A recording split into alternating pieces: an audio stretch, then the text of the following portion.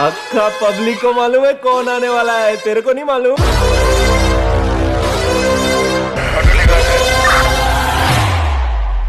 सूर्यवंशी।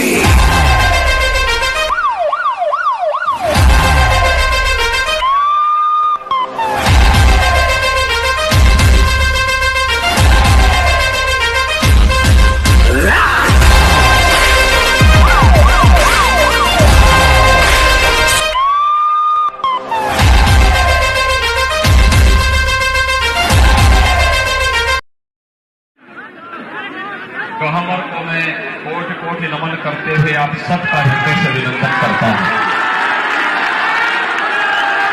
इस महामारी में बचा करके और मोदी जी ने दुनिया का सम्मान बढ़ा करके जो गौरव प्राप्त हम सबको कराया है, उस गौरव के लिए 7 तारीख हमारी परीक्षा का समय और उस परीक्षा का समय हम सब क्या करें।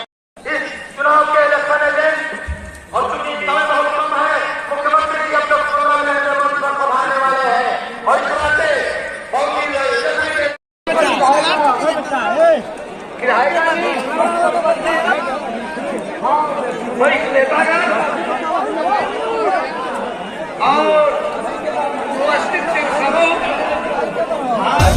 ये ज़लज़ला है पूरे जोर पर चला है, किस्म दम है जो लड़ा है, कौन रह सका खड़ा है। सबसे अटल सबसे प्रबल शस्त्र रचित रक्त चरित रक्त चरित रक्त चरित रक्त चरित रक्त चरित रक्त चरित रक्त चरित रक्त चरित रक्त चरित। सबसे अटल सबसे प्रबल शस्त्र रचित रक्त चरित रक्त चरित रक्त चरित। अक्का पब्लिक को मालूम है कौन आने वाला है, तेरे को नहीं मालूम?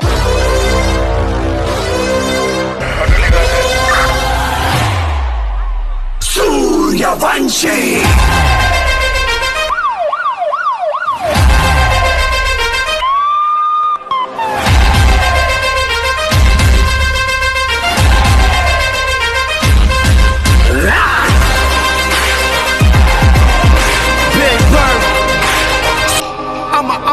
सरकार ਤਾਂ ਸਾਡੀ ਆਪਣੀ ਐ, ਉਤੋਂ ਬੰਦੇ ਨਾਲ ਦੇ ਧਾਕੜਿਆ ਰੱਖੀ ਦਾ ਅਸਲਾਰ ਹੇਲੀਆਂ ਤੇ ਕਿਵੇਂ ਹੋ ਜੂ ਪਰਚਾ ਵੇਲੀਆਂ ਤੇ ਨਾਲ ਸ਼ੂਟਰ ਪੱਕੇ ਰੱਖ ਲਿਆ।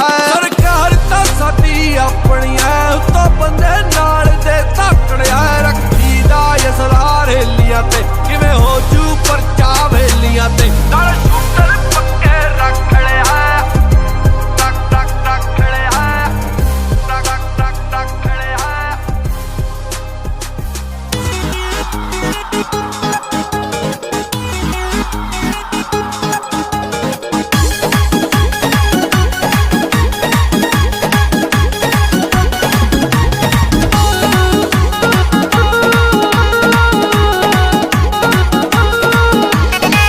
चाहे जितना जोर लगा लो, चाहे जितना शोर मचा लो,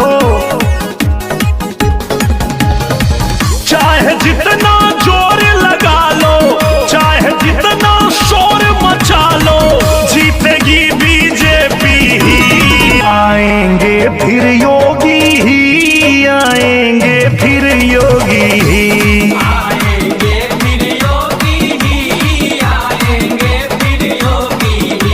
फिर से आई हैं योगी जी, फिर से आई हैं योगी जी।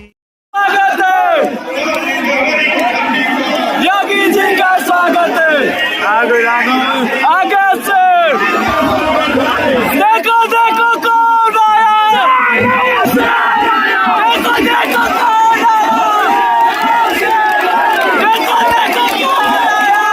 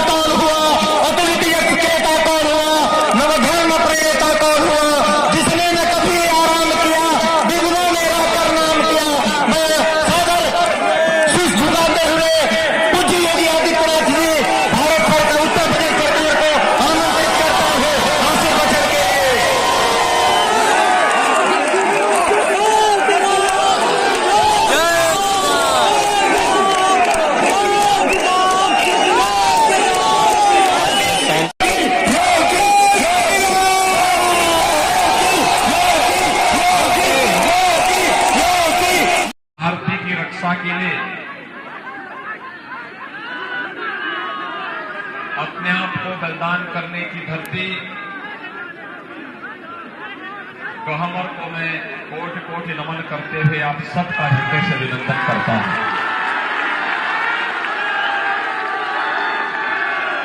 भाइयों बहनों, इस जिले की अपनी पहचान है।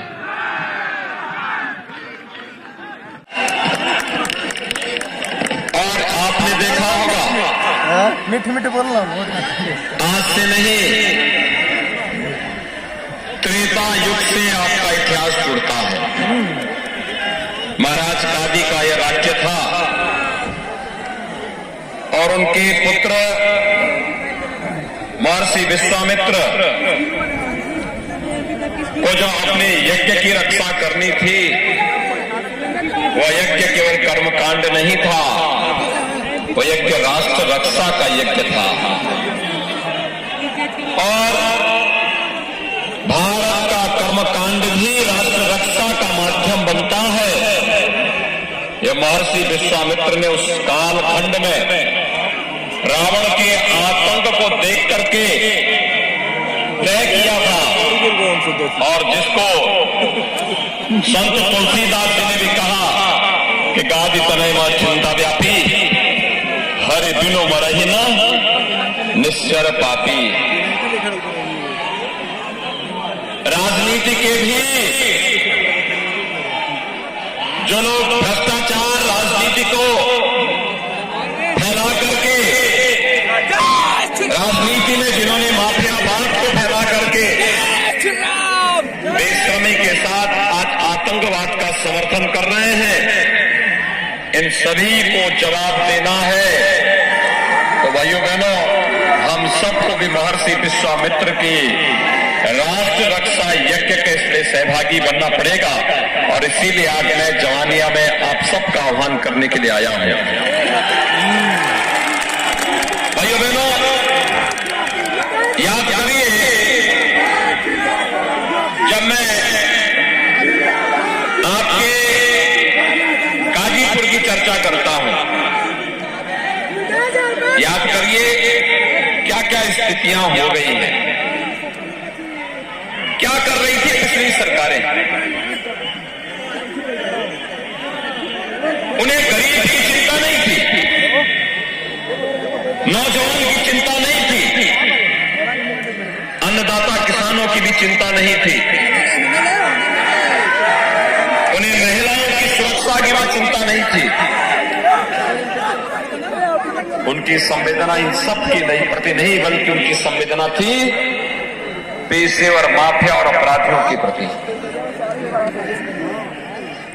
एक दुर्दांत माफिया जो आपके गाजीपुर से जुड़ा हुआ है, वह समाजवादी पार्टी और बहुजन समाजवादी पार्टी जिसकी सत्ता होती थी, फेविकोल की तरह वहां चमक जाता था। और फिर कैसे आपने देखा होगा मऊ की घटना, समाजवादी पार्टी की सरकार थी, कैसे मऊ के अंदर रामलीला के आयोजन को लेकर के विवाद खड़ा किया गया, और माफिया अपनी खुली जीप में तमंचा लहराते हुए जा रहा है। यादवों के घरों को, हरिजनों के घरों को, कुशवाहा परिवारों को, सोनकर घरों को आग लगाते हुए, व्यापारियों के प्रतिष्ठानों को आग लगाते हुए, जलाते हुए पूरे मऊ को दंगों की आग में झोंकने का काम किया था। और उस समय की समाजवादी पार्टी की सरकार उस माफिया के सामने एक कीड़े की तरह रेंग रही थी। और आज आप देख रहे होंगे, भारतीय जनता पार्टी को आपने समर्थन दिया, आज वही माफिया सरकार के सामने कीड़े की तरह रेंगता हुआ दिखा। आज आप देख रहे होंगे, जो माफिया का तमंचा लहरा करके खुली जीप में जाकर के व्यवस्था को चुनौती देता था, आज व्हील चेयर में गिड़गिड़ाता है। और इसीलिए मैं कहता हूं भाइयों बहनों, हमारा बुलडोजर बोलता नहीं, लेकिन इन माफियाओं की, बड़े बड़े माफियाओं की बोलती बंद कर देता है।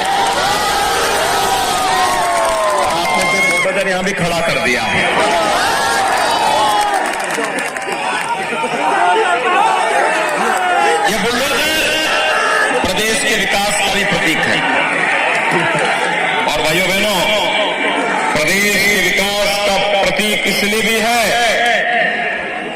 पूर्वांचल एक्सप्रेसवे हमने इसी से बनाया था। आप याद करिए, पूर्वांचल एक्सप्रेसवे आप यहां से बैठे 3 घंटे में लखनऊ पहुंच जाएंगे, मात्र 3 घंटे में। ये दूरी को कम करने का काम किसी ने क्या इसी बुलडोजर ने किया है। लेकिन साथ साथ जो माफिया कभी तमंचा लहरा करके दंगा करता था, कोई व्यापारी कहीं जमीन खरीदता था, कोई व्यापारी कहीं पर, कोई संभ्रांत व्यक्ति कहीं पर मकान बनाता था, नई कार खरीदता था, तो पहले गुंडा टैक्स मांगा जाता था। उस माफिया का गुंडा वहां जाके गुंडा टैक्स लेता था।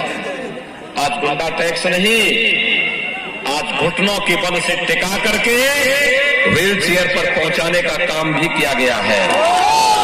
मैं यही कहने के लिए आया हूं, कितना विकास करा लो भाई बहनों, कितना भी विकास करा लो, अगर सुरक्षा नहीं है तो विकास का कोई मायने नहीं। और इसलिए विकास और सुरक्षा दोनों समान चलने चाहिए। एक तराजू के 2 पलड़े हैं, एक में सुरक्षा होनी चाहिए और एक में विकास होना चाहिए। जब दोनों साथ साथ चलेंगे तब लोक कल्याण का, गरीब कल्याण का मार्ग प्रशस्त हो पाता है। भाइयों बहनों, आप मुझे बताइए, आपने कोरोना कालखंड में वैक्सीन ले ली? टेस्ट फ्री हुआ था ना, उपचार भी फ्री था ना, और कोरोना कालखंड में हर गरीब को महीने में 2 बार राशन की सुविधा भी थी ना, थी कि नहीं थी? और वैक्सीन, कितने लोगों ने वैक्सीन ले ली है? वैक्सीन का पैसा तो नहीं लगा। देखो, फ्री में वैक्सीन है, मोदी जी ने सबके लिए दिया है। अगर सपा बसपा की सरकार होती भाइयों बहनों, ये वैक्सीन बाजार में नीलाम हो जाती, बिक जाती, तो लोग बेच देते, गरीब को देते ही नहीं। आज तो कोरोना की तीसरी वेव आई और चली गई, समाप्त हो गई, हर व्यक्ति सुरक्षित है। लेकिन सपा बसपा की सरकार में तो ये सब कुछ ये लोग हड़प जाते थे। कोरोना कालखंड में गरीबों को 2 बार राशन मिला कि नहीं मिला है? और अच्छा, मुझे एक बात बताओ, गहमर देश के अंदर सर्वाधिक सैनिक देने वाला गांव है, जो देश की सीमा की सुरक्षा करता है। लेकिन क्या 2017 के पहले आपको बिजली मिलती थी क्या? देखो, सच बोलना, मिलती थी। और आज आ रही है ना। देखो, 2017 के पहले बिजली की भी जाति और मजहब। चुनाव जिता करके भेजेंगे, दोनों हाथ उठा करके मेरे साथ बोलेंगे, भारत माता की, भारत माता की, भारत माता की।